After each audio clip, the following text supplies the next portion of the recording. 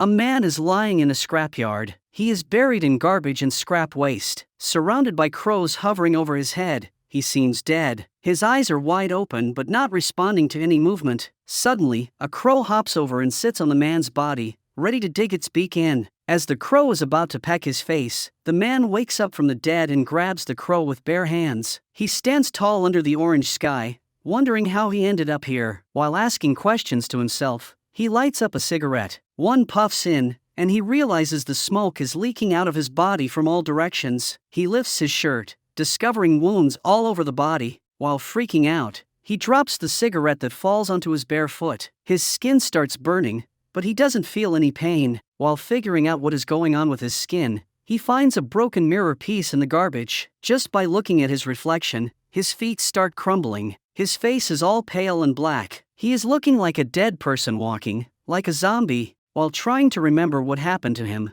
the man tries to speak but instead makes weird growling sounds. After realizing he's not a human anymore, he decides he'd rather die than live a dead living life like this. So, he strolls in the woods and finds the nearest cliff to jump. When the man jumps from the cliff, he breaks his neck, spine, and pretty much every bone in the body. But still, he feels no pain while getting up again. He can't die even if he wants to. The zombie man feels cursed to live such a life. He spends a few hungry nights in a cave, staring at his broken watch and fighting the gloomy thoughts. Then, one morning, while wandering around, he sees a rabbit. With it, his hunger starts kicking in, and his body involuntarily starts walking towards it. While chasing it, he faints on the ground. But, when he opens his eyes, he sees himself feeding on the rabbit's flesh. The man feels disgusted seeing himself eating a live animal. He wants to change and go back to normal, but this can only happen if he remembers how he became a zombie. To know his identity and how he turned into a zombie, he decides to go to the nearest town,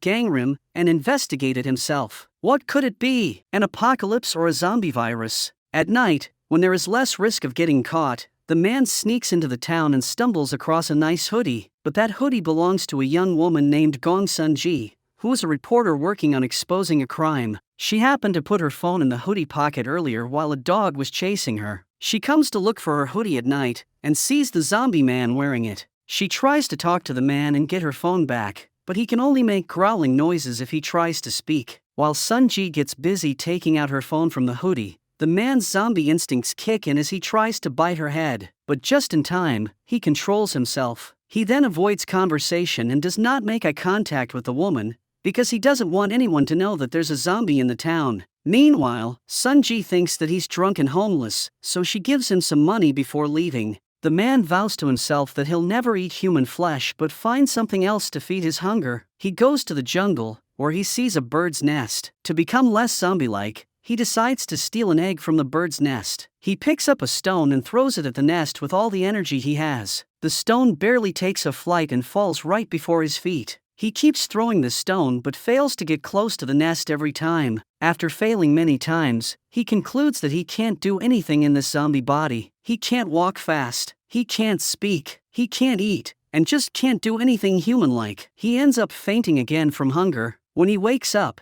he realizes that he consumed another live animal while he was unconscious. So now he knows that he has to become strong and act more like a human to investigate his identity without bringing attention to himself. The man believes that humans are cruel, and if they find out that he's a zombie, they'll brutally kill him. The zombie man sneaks into an abandoned village hall, where he finds a perfectly working treadmill. The man knows if he wants to blend in with human society, he must walk or even run like a human. He starts practicing walking on the treadmill, but after falling ridiculously a couple of times, he finally starts getting a hold of it. Next, he wants to speak like a human too. So, he starts going to an isolated cave where he exercises his mouth strength by pressing a twig between his jaws and reading syllables. Then, to eat like a human, he uses twigs as a chopstick and practices picking tree nuts with it. After doing these exercises over and over again for days, he masters them all, and now he's ready to return to human society. He steals some clothes and a pair of shoes before returning to the town. But before he returns, he spends the night in a graveyard where he unexpectedly smells meat. Zombies have a great sense of smell when it comes to blood and meat, and right now, the man can smell meat from a distance. The zombie man sees a human laying out food on a plate. The human hears crackling when the zombie accidentally steps on dry tree twigs.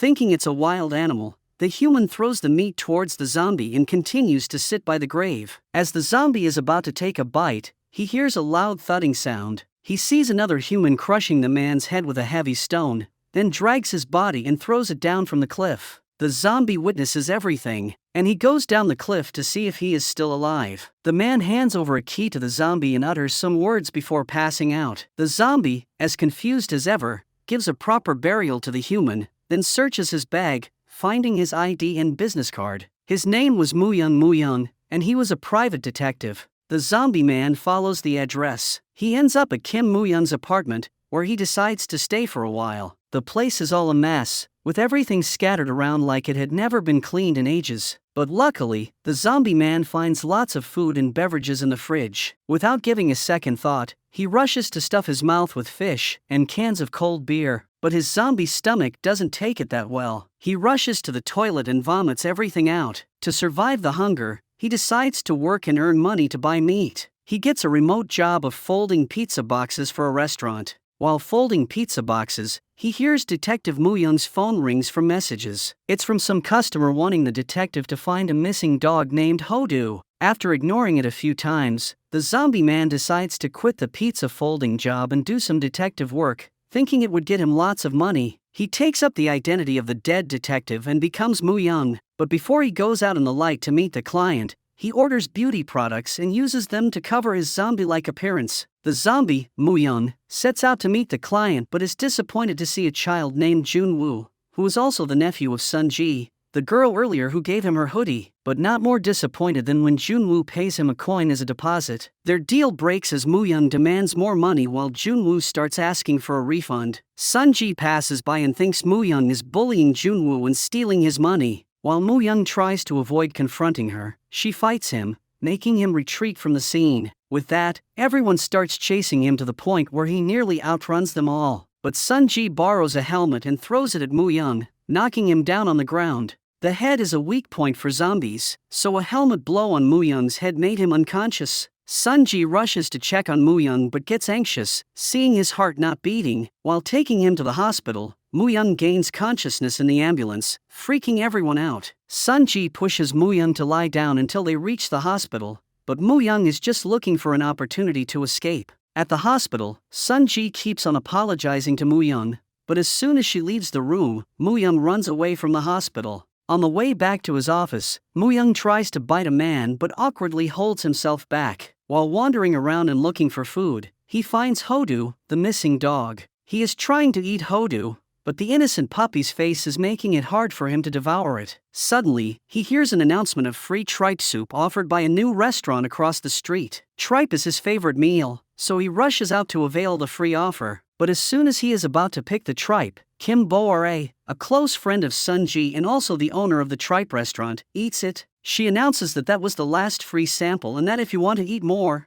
get ready to pay. As Mu-Young turns around with disappointment, a few zombie dancers approach him, thinking he is also here to dance at the restaurant's opening day. Mu-Young shrugs them off and starts walking towards his office, but then he learns that dancers will get a free tripe meal after the show. Mu-Young hesitantly joins the dancing group but shocks everyone with his zombie dance skills. After the show, when Bo-Ra distributes a tripe meal to every dancer, she notices Mu-Young is missing, but then someone starts screaming in the kitchen. Mu-Young is eating raw tripe from the bucket. Detective Cha Do-hyun, a homicide detective from the Gangrim police station and also a friend of Sun-Ji, rushes to catch Mu-Young but gets a heavy beating instead. Mu-Young, who is in beast mode, rushes out of the shop and into the woods, wondering how he knew how to fight. He goes back to his office and starts practicing his moves with a rope. After practicing, he uses whatever BB cream was left to cover his scars. As he is about to leave his office, he smells Sun-Ji from a distance and tries to avoid her. Sun-Ji pushes hard to talk to him about the settlement agreement and leaves her number. After tearing down the agreement,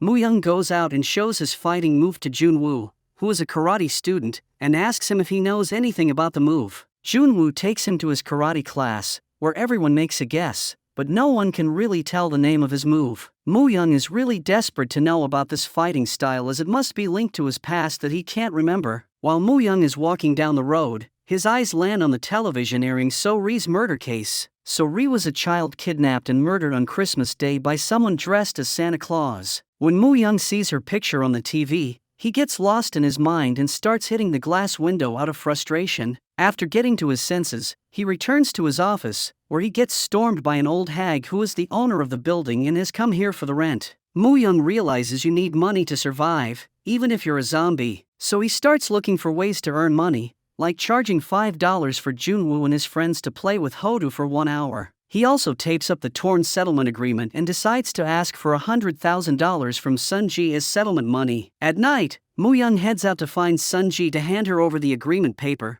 but Sunji gets kidnapped by a religious cult group that doesn't want Sunji to expose their leader. While the van is going fast on the road, Moo Young, out of nowhere, stands on their way to stop them. He rescues Sunji, who is completely drunk and not in her senses. While trying to get settlement money, Moo Young tells her how he's suffering physically and mentally after the accident, but Sunji leans on his chest and goes to sleep. While taking a shower, Moo Young remembers glimpses of his past. He was shot and murdered exactly what the holes in his stomach suggest. Moo Young is starving like usual, with no money to buy meat or pay bills. He even goes as far as hunting a pigeon and placing his business card in the washroom to get any clients. But his face lights up when he smells Sunji coming to her office. Thinking he'll get $100,000 in settlement from Sunji, his dreams are shattered when he learns that Sunji is struggling even more financially than him, but Sunji offers to work for him as a settlement. At this point, Moo Young simply hates Sunji and finds her a nuisance. While Moo Young tries to drag her out,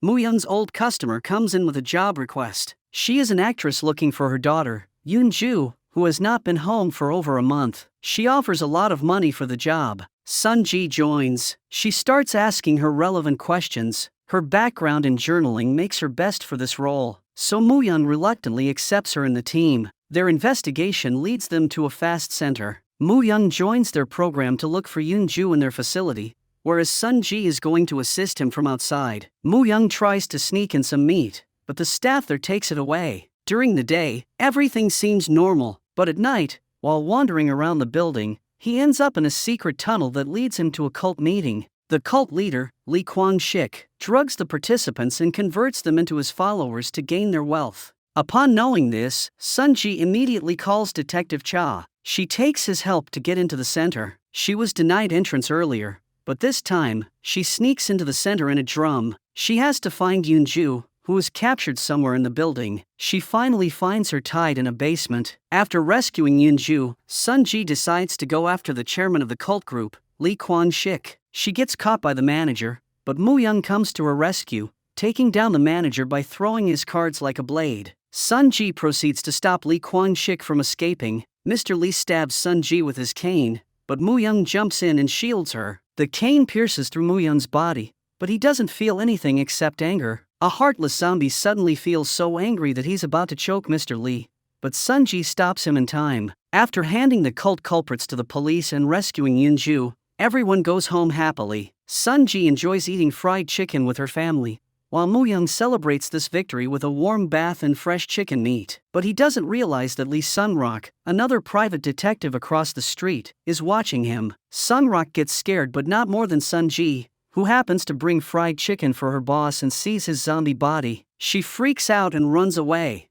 Not believing what she saw earlier, she starts researching zombies and whether they exist in real life. Taekyang gives his 2 cents about zombies, and he's a firm believer that zombies do exist, and there's one existing in the neighborhood. Everything starts making sense to Sunji, like why Moo Young had no heartbeat and how he was standing straight with a cane pierced through his body. She tries to tell Seon Young, her sister, that her boss is a zombie, but no one believes her. After layering herself with combat equipment, Sunji goes back to Moo Young's office and asks for her money, but she starts feeling a sharp pain in her stomach, making her unconscious. While she thinks Moo Young will eat her once she passes out, Moo Young takes her to the hospital. When she wakes up on the hospital bed in one piece, she realizes Moo Young is a zombie, but he's a good zombie who doesn't eat humans. She goes back to the office and starts helping him. Sunji feels impressed seeing Moo Young take so much care of his hygiene despite being a zombie. She wants to help him find his past, for what he actually came for in Gangrim.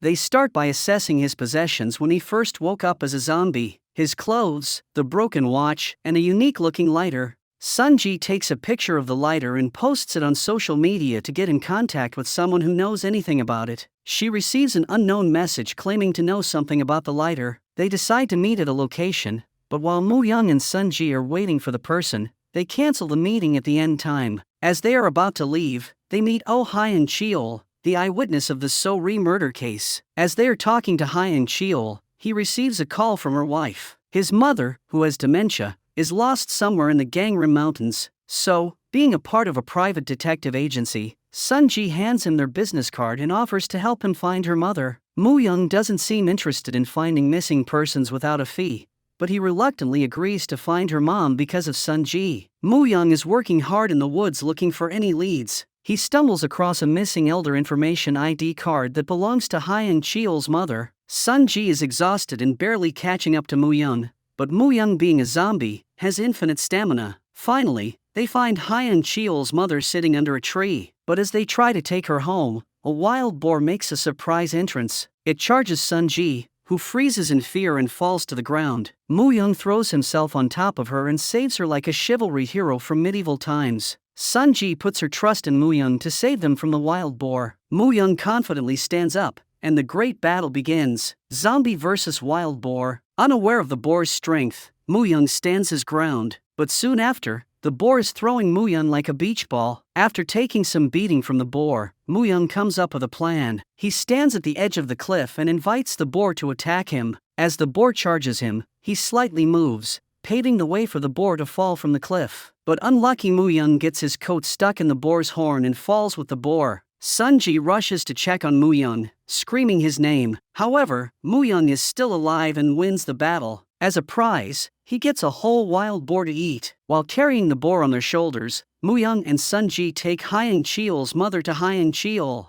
Hyun Cheol couldn't be less thankful as he received her mother unharmed. As they say their goodbyes, the mother starts crying and desperately hugs Moo-young, thinking he is her lost son. She has dementia, and everyone feels sorry for the old lady for being in such a sad state. Moo-young starts feeling sad too, thinking he may have a mother somewhere who's also crying and eagerly waiting for him. Sunji notices that and takes him to a popular shaman, Victoria the Lotus Fairy, who will read his hands and tell his past. Moo-young doesn't really believe in such things, but Sunji pushes him to give it a try. As the meeting begins, the shaman jingles annoying bells and displays a weird dance. Then, before she says anything, she signals Sunji to take out money. After taking the money, she tells a specific detail about Moo-young, giving him hope that he can finally know his past. But as she demands more money to take him to a ritual, Sunji recognizes her from an earlier episode of a crime-exposing show. Sunji puts lipstick on her, and that shaman turns out to be what Sunji suspected, a con artist. Moo-young feels disappointed. For once, he got his hopes high,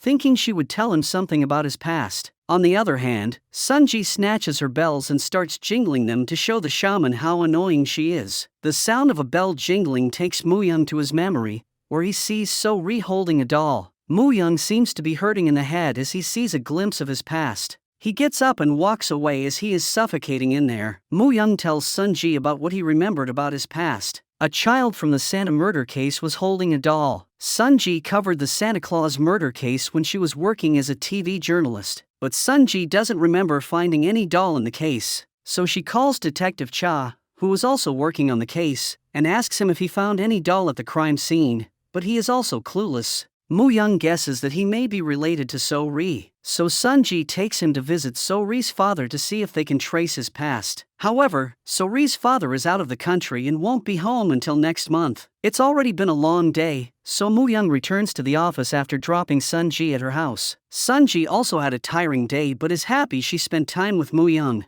While she is thinking about how Moo-young saved her from the wild boar, Detective Cha finds a photo of So-ri holding a bunny doll. He forwards it to Sunji. Moo-young affirms that it's the same doll he saw in his memory. But how is Moo-young linked to So-ri? Moo-young enters his office and stands in disbelief, seeing the whole office upside down. Seems like someone was looking for something. Moo-young checks his belongings, and everything's there except the lighter. It's Oh Hyun Cheol who broke in and stole the lighter. Moo-young figures it out, and without letting Sunji know, he meets with Hyun Cheol to ask about his past. Moo-young's life flashes before his eyes as Hyun Cheol talks about his past, and how he's responsible for kidnapping and killing So-ri. Moo Young can't bring himself to accept that he murdered a child. Maybe becoming a zombie was his punishment for committing such a horrendous crime. Thinking he is worse than a zombie, he tries to drill his head and end his life. But the drill machine stops working right before piercing his head. While trying to fix the wire, Moo Young gets an electric shock and falls to the ground. While Moo Young is going through a depressive mode, Sun Ji visits So-ri's father,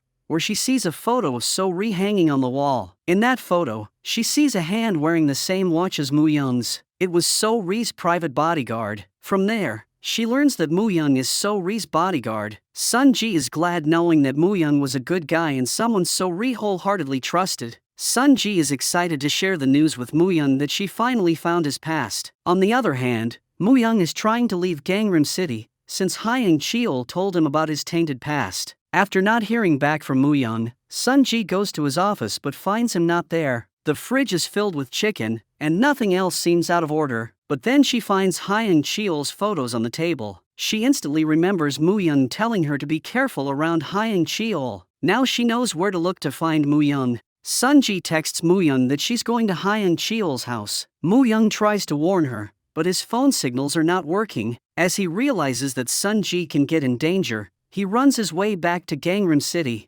Hyang Cheol and his wife look anxious when they hear someone knocking on the door. It's Sun Ji, who wants to talk to Hyang Cheol about the Santa case. She has a USB with important evidence on the case, a CCTV video of the night when So-ri was killed. Since Hyang Cheol was the sole witness, Sun Ji thought it would be a good idea to watch this CCTV video together with Hyang Cheol. Only if she knew that Hyang Cheol was the main culprit. As Sun Ji sees Hyang Cheol sneakily picking a hammer to attack her, she throws hot tea on his face and runs into a room, locking herself in. Hyang Cheol's wife and mother are also in the room, looking puzzled, not knowing what's happening. Sun Ji begs his wife to call the police and tells her that your husband is a homicide murderer. As she is trying to hold the door, Hyang Cheol's wife smacks her head with a heavy stone. His wife is his partner in crime, and Sun Ji went right into the crocodile's jaws. While they tie her up in the house, Hyang Cheol confesses how it was him and his wife all along the culprits behind the murder. Sun Ji fumes in a mixture of anger and sadness,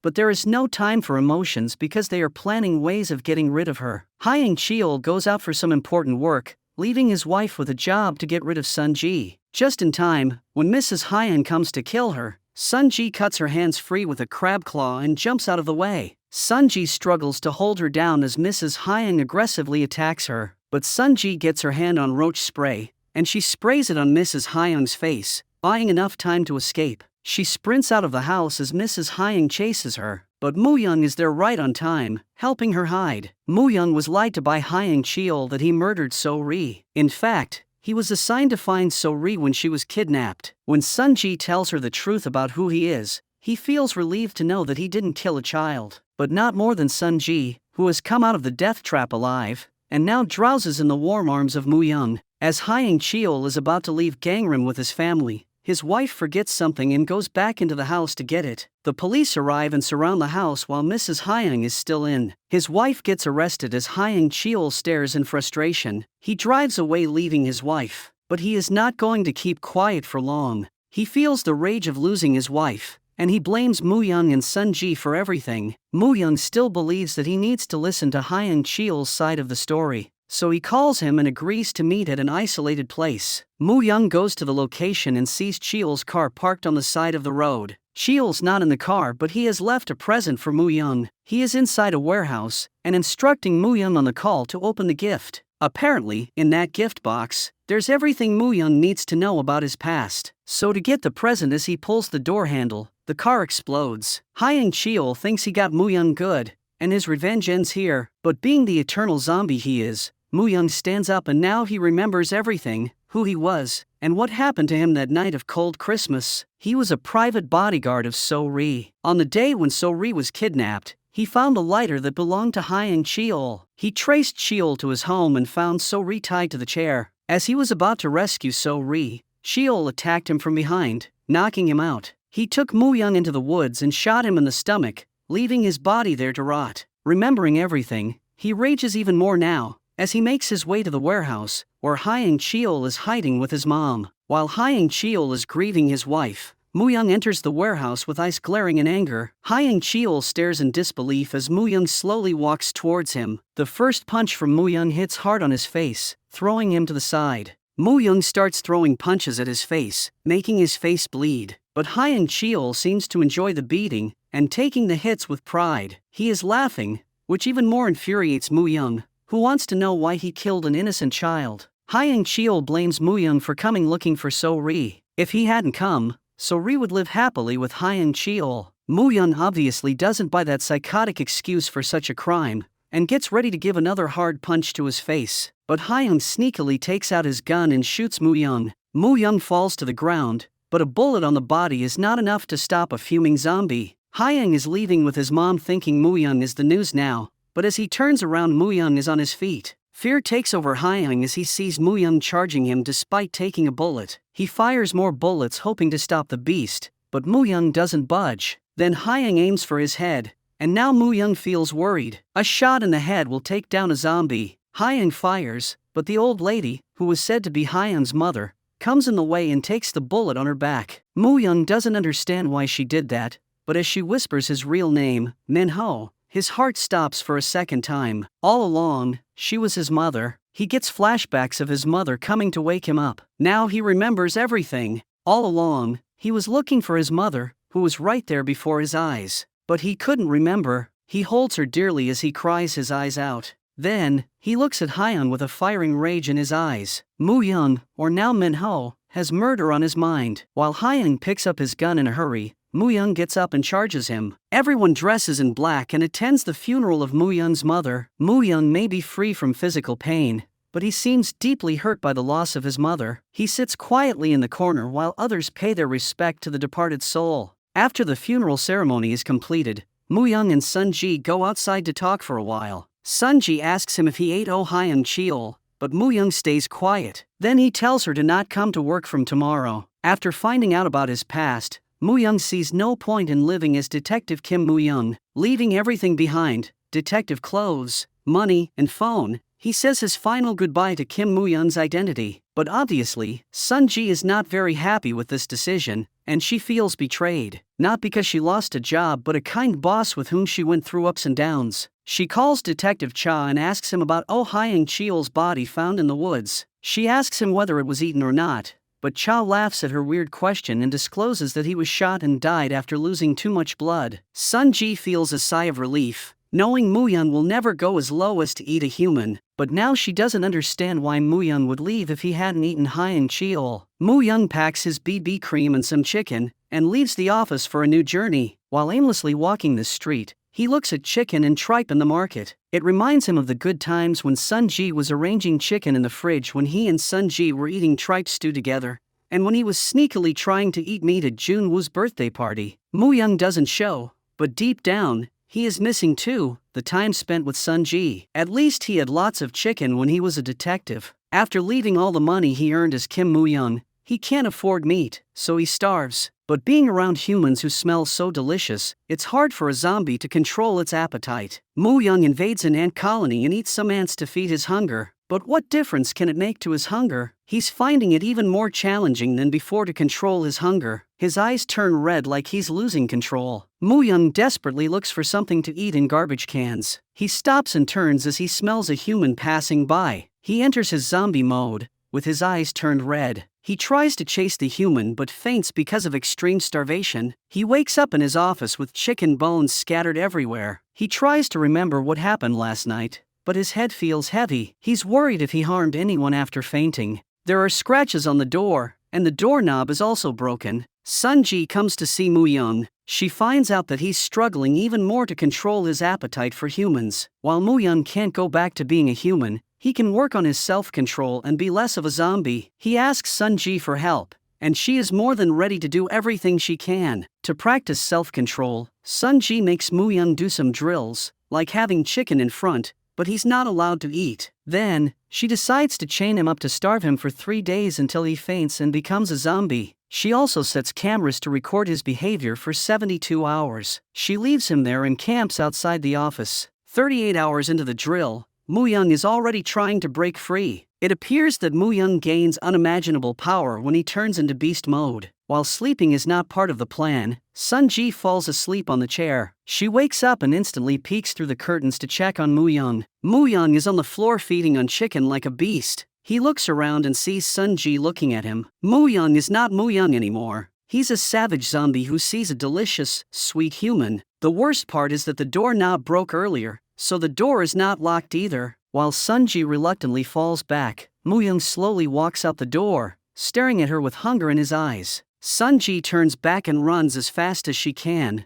but Mu-young catches up to her as she falls to the ground. As he is about to bite her neck off, Sun-ji gets her hand on a frying pan and smacks it on Mu-young's head, knocking him out. The next morning, Mu-young wakes up and straight away asks what happened last night. Sun-ji tells him how he's becoming more and more dangerous when he loses consciousness, but she also figured out how to stop him when he's in zombie mode: smack him with a frying pan behind his head. While talking to Mu-young, she realizes that this is the first time she's seen him without wearing BB cream. She finds his zombie face appealing. Sun-ji suggests Mu-young to stay in the office as he is safe here. In other words, humans stay safe from him too. Mu-young agrees, and while he's once again borrowing the real Kim Mu-young's identity, he wants to do something for him to return the favor. The real Kim Mu-young was murdered while he was visiting his father's grave. He had no family, so no one came looking for him. But Mu-young wants to return the favor by finding his killer, No Pung-shik. No Pung-shik just finished his time in prison for illegally throwing medicine waste on the mountain. After coming out of the prison, he calls Kim Mu-young's agency and learns that Kim Mu-young is still alive. The real Kim Mu-young was long dead,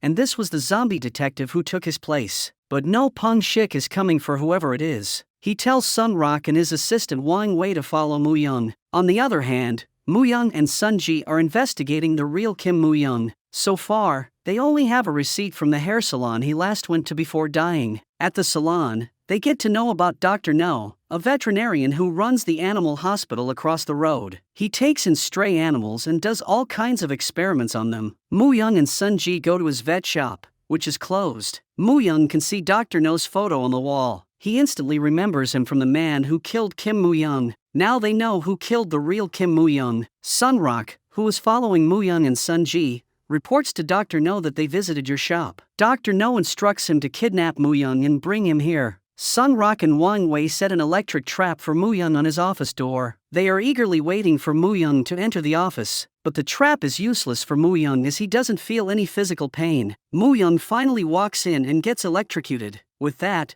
blackout spreads in the whole gang room. After a while, when they don't hear anything, Sun-rock and Wang Wei proceed with their plan to kidnap Mu-young, but when they arrive at his office, he is not fainted as they expected him to be after getting electrocuted. Sun-rock freaks out, seeing Mu-young chilling on his chair, and falls right into the electric trap. He faints on the ground, taking Wang Wei with him. Sun-rock never gives up. He tries again by sending half a dozen men to capture Mu-young. Beating these men seems like a walk in the park for Mu-young. Sun-rock watches the fight from his office, but not for long. As he sees his men getting crushed, he takes the brave step and decides to take on the Mu-young himself. The great battle between Gangrim's private investigators begins. As Mu-young holds Sun-rock down, he can't control but thinks of devouring that juicy fat body of Sun-rock. His appetite for humans is great, but nothing that he can't control. However, while fighting with Sun-rock, he feels extra hungry. Mu-young loses control of himself and tries to bite Sun-rock, which freaks him out. Sun-rock throws a sharp wooden piece at Mu-young, piercing his heart, but it doesn't stop him. Sun-rock sees a monster before his eyes. Mu-young holds himself enough not to eat Sun-rock and sprints out of the building. Sun-ji runs after Mu-young, trying to stop him. While she can't keep up with Mu-young's speed, she is surely skillful when it comes to pitching. She throws a frying pan with a trajectory to hit Mu-young on the head. She hardly misses, and today was not that day either. Mu-young knocks down on the ground, and Sun-ji takes her back to the office. Meanwhile, Sun-rock is traumatized after seeing Mu-young in a zombie state. The next day, he and Wang Wei go to Dr. No to return his money. They tell Dr. No that Mu-young is a monster. Despite being stabbed in the heart, he was still standing on his feet. Dr. No knows what they are talking about, but even more so, he is glad that they brought Mu-young's DNA. To confirm his theory, Dr. No injects Mu-young's DNA into a rabbit, and it turns into a zombie bunny. Sun-rock seems to be a loyal informer of Dr. No as he returns again with information related to Mu-young. Moo Young came earlier to Sunrock, asking him about No Pun Shik and the missing persons from 5 years ago. Dr. No seems very interested in Moo Young now. As Dr. No leaves the room to answer someone at the gate, Sunrock notices a weird growling noise coming from somewhere around. His detective nature can't hold him quiet when there's something to look into. Despite the discouragement from his assistant, Wang Wei, Sunrock starts searching around until he finds a secret door behind the fridge. Without thinking much, they enter the room, which seems like a secret lab. They continue being nosy, looking for the source of that growling sound. There are lots of animals in the cage, but then there is one huge cage covered with a cloth. Hesitantly, Sunrock unveils the cage and faints, seeing a zombie, while Dr. No nefariously stands behind and watches everything. While Moo Young is in his office figuring out the mystery about Dr. No, he hears a knock on his door. He opens the door and sees Dr. No wearing a gas mask. He takes out a green bottle and pours the chemical on the floor. As Moo Young breathes the gas in, he falls asleep instantly. Dr. No kidnaps Moo Young and takes him to his secret lab. After taking out a blood sample, he ties him to the bed, then continues doing his experiments.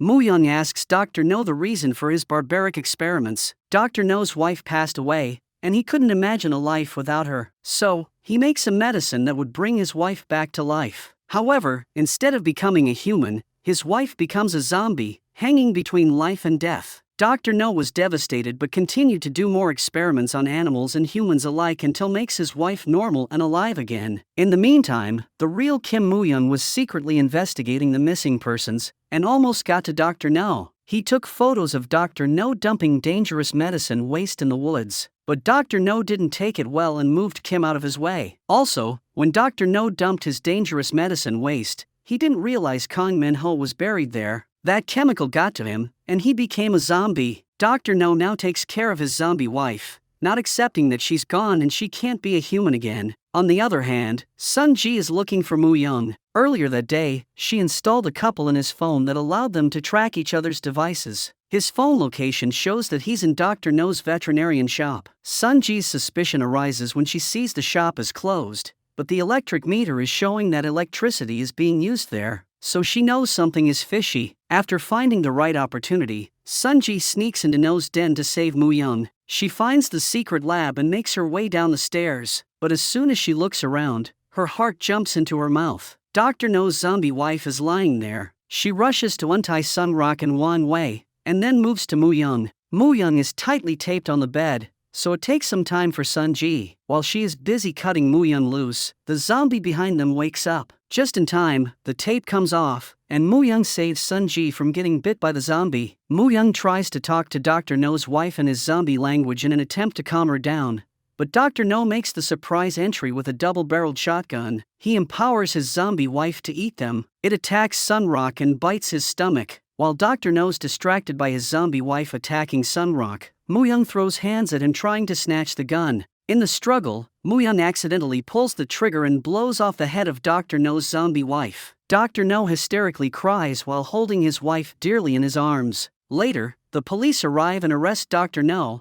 while others receive the medic's attention. With that, it seems like the case finally ends. But no! The police car that was taking Dr. No gets into an accident, and he has escaped. It turns out that Dr. No took the medicine and became a zombie himself. This worries Moo Young and others, as they gather to make the picture-perfect plan to bring down the No zombie. They know that No will come to take his wife's body from the mortuary, so before he gets there, they steal the body to lure him out. Everything was going according to plan, until Dr. No gave a tough time to Moo Young and took Sun Ji with him. He then calls Moo Young alone to a location if he wants to see Sun Ji not eaten up. Moo Young faces Dr. No once again in a fierce battle. He gets kicked and thrown here and there. Dr. No is slower but a way stronger zombie than Moo Young. Without a plan, he can't beat him. As Moo Young lies on the ground, Dr. No makes his way toward the car, dragging Sun Ji along. Detective Cha, who came with Moo Young, appears with a gun behind Dr. No, but No doesn't care if the detective will shoot him or not, as long as he doesn't aim for the head. No smacks Detective Cha on the car, and his gun falls. Sun Ji kicks it towards Moo Young, and Moo Young dives and rolls on the ground to pick it up. He aims the gun at No, but he doesn't feel threatened, knowing Moo Young is too soft to pull the trigger. He is right. He doesn't pull the trigger, instead goes with the plan he made with Sunrock and Wang Wei. Sun Rock and Wang Wei crash the party in a van with gas masks and the same green chemicals that make anyone instantly fall asleep. They pass the masks, and once they are all ready, Sun Rock and Wang Wei release the chemical gas, making No faint. Sun Rock gets close to check whether Dr. No has been successfully knocked out. Suddenly, No wakes up and grabs Sun Rock by the neck. He's about to bite a chunk out of his neck, but Mu Young aims the gun at his face and warns him. No thinks he's bluffing again, so he doesn't stop. Without uttering a second word, Mu Young shoots him in the head. Mu Young feels numb, maybe because deep down he had hopes that Dr. No could make him human again, and with him dying, his hopes died too. Sun Ji tries to console him, but nothing seems to lift his mood. He wanted to become a human and live a normal life in Gangnam with Sun Ji and the other friends he made. But now that it's not possible, Mu Young wants to leave Gangnam and live far from human society. They all respect his choice and give him a tight hug. Sun Ji takes over Kim Mu Young's agency and continues the legacy of the great detective. A year later, she receives an invitation to a Halloween party from an unknown address. She attends the party, hoping deep in her heart that she will meet Mu Young there. Her face lights up as she sees Mu Young in a nicely fit white suit sitting and smelling his drink. While they are chatting, someone screams from behind. Turns out someone got murdered. The story ends with Sun Ji and Mu Young having another murder case at hand to solve.